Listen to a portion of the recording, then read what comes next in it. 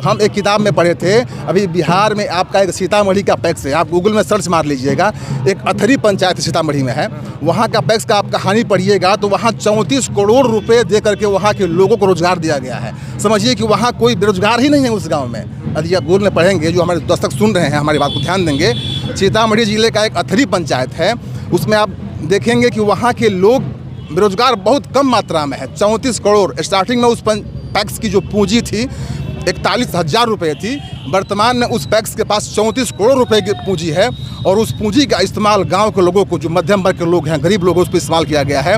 वहाँ बेरोजगारी नाम की चीज़ है। देवलमपुर बहुदरी पंचायत से पैक्स अध्यक्ष पद के लिए आपने पहली बार नामांकन किया है, वो कौन कौन से मुद्दे हैं जो जनता के बीच में आप जाइएगा वोट मांगने के लिए? मुद्दे तो बहुत सारे हैं और जिस मुद्दे को हम लोग लेकर चल रहे हैं, पिछले लगातार 3 सालों से हम लोगों ने वहाँ के लोग को जगाया है। पहली बात कि वहाँ लोग पैक्स के बारे में जानते ही नहीं है, पैक्स होता क्या है।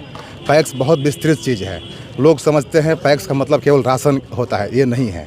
पैक्स में आपको जो है किसान संबंधित जो चीज़ें होती है, जैसे मान लीजिए आपको खाद बीज हो गया, ट्रैक्टर हो गया, कृषि यंत्र हो गया, लोन हो गया, जो आपकी फसल की उपज होती है उसकी खरीदारी का ये मामला हो गया। इन सब चीज़ों को वहाँ लोग हटा करके जो लाभ की चीज़ें होती है, लोग उसको लेके आगे आते हैं और पब्लिक को भ्रमित कर देते हैं। हम लोग उसी मुद्दे को लेकर के पिछले लगातार 3 सालों से लोगों को जगा रहे हैं।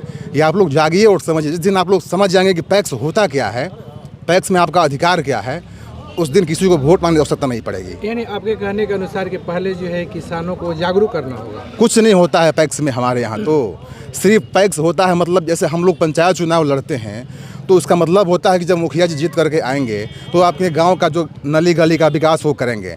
विधानसभा होता है, इसका मतलब होता है कि जब विधायक जीत करके आएंगे तो जो बड़े बड़े काम होते हैं क्षेत्र के वो करेंगे। लेकिन पैक्स जो होते हैं वो जीत करके आते हैं तो क्या करते हैं, सरकार के पास जो व्यवस्थाएं होती है पैक्स के पास देने के लिए लोगों को, वो मिलता है कि नहीं, हम लोग इस पर समझ ही नहीं पाते हैं इस चीज़ को। तो सरकार तो वो कहती है ना कि हम देते हैं, सरकार किसानों तक पहुंच पाता है या नहीं पहुंच पाता है, ये तो पैक्स अध्यक्ष का जिम्मेवारी है ना। बिल्कुल जिम्मेवारी अध्यक्ष की होती है, लेकिन हमारे अध्यक्ष जो होते हैं हमारे गाँव के, हमारे खासकर हमारे पंचायत के, अपने कार्यकाल में कभी एक पैकेट यूरिया ला के दे दें। पिछले बार हम लोगों ने बहुत हल्ला किया, जोर लगा के हल्ला किया अपने टीम के साथ, तब जाकर मजबूरन उन्होंने यूरिया खाद मंगाया। उसके बाद हम लोगों ने उनको दबाव दे करके सरकारी रेट पर खाद बंटवाया।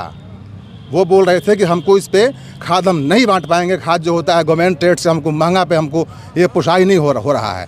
हम लोग दबाव बना करके उनको खाद बंटवाए और उसके बाद से वो खाद लाए ही नहीं। हमारे यहाँ 3 साल से कृषि यंत्र है, ट्रैक्टर है, रोटावेटर, हल है, लेकिन उसका कोई उपयोग नहीं है किसानों को। क्यों? जो वर्तमान में जो पैक्स अध्यक्ष है वो काम नहीं वो बोल रहे हैं कि रेट इसका बहुत महंगा है। हम लोग चिट्ठी निकाले थे बिहार सरकार का, उसमें रेट इसका सस्ता था, उसमें लिखा हुआ है स्पष्ट रूप से, जहां आपका ग्रामीण रेट है, जो आपका स्थानीय लोकल रेट है, उससे रेट कम होना चाहिए।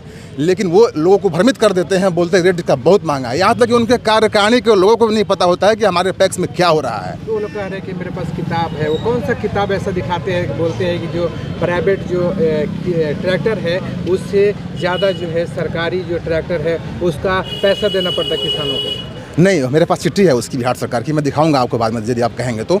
उसमें स्पष्ट लिखा हुआ है तो अधिकतम रेट जो है बिहार सरकार का, क्योंकि बिहार में रेट का जो क्राइटेरिया है, कहीं महंगा है, कहीं मध्यम है, कहीं ज़्यादा है, कम है, तो उसको लेकर के सरकार ने तय किया हुआ है कि जहाँ अधिक रेट है उससे अधिकतम सीमा के ऊपर आप नहीं जा सकते हैं। एक सीमा तय कर दी है, 1600 रुपये एकड़ अधिकतम सीमा है एक जगह का। और जहाँ लोकल रेट की बात है, जहाँ स्थायी जो रेट होना चाहिए, उसका मतलब ये हुआ कि जहां आपका स्थानीय रेट है आपके गांव का, उससे आप ऊपर नहीं जा सकते हैं। उसमें स्पष्ट लिखा हुआ है किसी भी परिस्थिति में जो आपका स्थानीय दर होगा उससे आप ऊपर नहीं जा सकते हैं, उसमें लिखा हुआ है। वो लोग उस बात को छुपाते हैं। अच्छा, बहुत सारे किसानों का आरोप रहता है कि हम जो है फॉर्म भरे थे नाम जोड़ने के लिए, मेरा जो है नाम काट दिया गया, ऐसा आपके पंचायत में है? हाँ, मेरे पास तो बहुत हुआ था। हमारे यहाँ लगभग 8-10 लोग थे जो हमारे साथ थे, हम लोगों ने ऑनलाइन करवाया था उन लोगों को, वो रिजेक्ट मार दिए थे। 4 बार हम लोग अपील में गए, वहाँ पे आरा जो सहकारिता विभाग का ऑफिस होता है, अपील आर ऑफिस में, और सुनवाई के बाद हम लोग 4 बार सुनवाई करने के बाद हम लोगों का नाम जुड़ा हुआ है पूर्ण सदस्य में। इस पर जो है सोसाइटी के जितने सारे मेंबर हैं, आपको भरोसा जाता है? पूर्ण भरोसा है, हमने लोगों को जगाया है। दिलाते हैं तो सबसे पहली प्राथमिकता क्या होगी? हमारी पहली प्राथमिकता होगी कि जो किसानों को जो चीज़ नहीं मिल रहा था, हमारे यहाँ खाद नहीं आ रहा है, खाद की व्यवस्था को हम कंटिन्यू करेंगे। जो हमारे यहाँ कृषि यंत्र पड़ा हुआ है 3 सालों से, उसको किसानों को हम समर्पित कर देंगे। हमारे यहाँ जो लोन की व्यवस्था सालों से बंद पड़ी है, उसको जो हम चालू करने के लिए अब रणनीति बनाएंगे उस पर। यानी सोसाइटी के जो मेंबर बिल्कुल बिल्कुल बिल्कुल। हम एक किताब में पढ़े थे, अभी बिहार में आपका एक सीतामढ़ी का पैक्स है, आप गूगल में सर्च मार लीजिएगा, एक अथरी पंचायत सीतामढ़ी में है, वहाँ का पैक्स का आप कहानी पढ़िएगा तो वहाँ 34 करोड़ रुपए दे करके वहाँ के लोगों को रोजगार दिया गया है। समझिए कि वहाँ कोई बेरोजगार ही नहीं है उस गाँव में। यदि आप गूगल में पढ़ेंगे, जो हमारे दर्शक सुन रहे हैं हमारी बात को ध्यान देंगे, सीतामढ़ी जिले का एक अथरी पंचायत है, उसमें आप देखेंगे कि वहाँ के लोग बेरोजगार बहुत कम मात्रा में है। 34 करोड़ स्टार्टिंग में उस पैक्स की जो पूंजी थी 41,000 रुपये थी, वर्तमान में उस पैक्स के पास 34 करोड़ रुपए की पूंजी है, और उस पूंजी का इस्तेमाल गांव के लोगों को, जो मध्यम वर्ग के लोग हैं, गरीब लोगों उस पर इस्तेमाल किया गया है। वहाँ बेरोजगारी नाम की चीज़ है ही नहीं। यदि पैक्स चाह दे तो गाँव की बेरोजगारी समाप्त हो सकती है। मैं ये दावा के साथ कर सकता हूँ। जीतने के बाद जो है लोग लाल गुलाल खेलते हैं, और नॉमिनेशन में ही अब लाल गुलाल खेल रहे हैं। जीत का माला जनता पहना ही। बिल्कुल, जनता मेरे साथ है। आप मेरे गांव जाकर देखिए, आज लोग समझ रहे हैं कि चुनाव भी होता है पैक्स का। इसके पहले चुनाव कब होता था, पैक्स में कब नाम जुड़ता था, कुछ पता ही नहीं चलता था।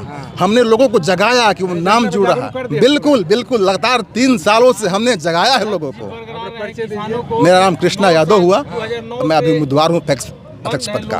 देवलमपुर बहुदरी। जी जी बिल्कुल।